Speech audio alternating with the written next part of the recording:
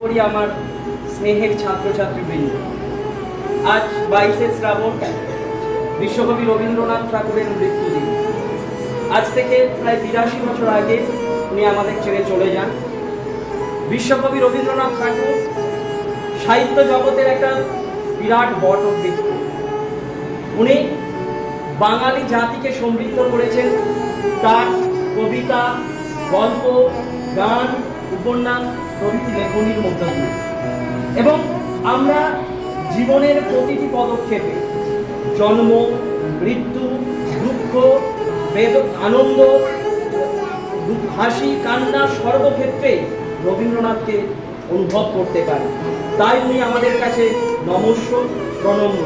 ওনাকে আজকে মৃত্যু দিবসে আমরা সেন্ট জেভিয়ার্স মর্নিং স্কুলের পক্ষ থেকে শ্রদ্ধার্ঘ্য অর্পণ করি। এখন রবীন্দ্রর প্রতিকৃতিতে মাল্যদান করা হবে। আমি মাল্যদান করার জন্য বিদ্যালয়ের শিক্ষিকা মাননীয়া প্রীতিলতা মণ্ডল এবং পায়েল মাঝিকেও অনুরোধ করছি।